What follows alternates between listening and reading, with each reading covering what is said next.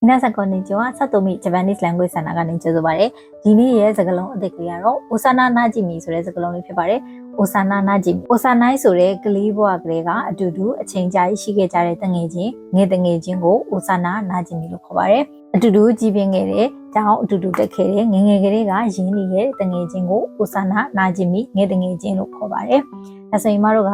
Osana Najimi ဆိုတဲ့ငယ်တငယ်ချင်းဆိုတဲ့စကားလုံးလေးကိုသုံးပြီးတော့စာကြောင်းလေးလုပ်ပြပေးမယ်နော်။幼馴染と久しぶりに会って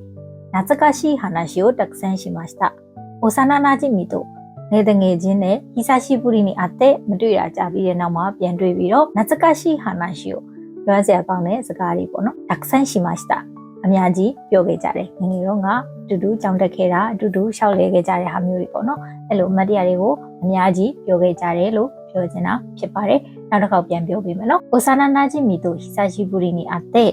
懐かしい話をたくさんしました。はい。နောက်တစ်ကြောင်းထပ်ပြီးတော့နမူနာစာကြောင်းလေးပြောပြပေးမယ်နော်။幼馴染と一緒に過ごした時間はငယ်တငယ်ချင်းနဲ့အတူတူဖြတ်သန်းခဲ့တဲ့အချိန်တွေက私にとって宝物です。ကျွန်မအတွက်ကတော့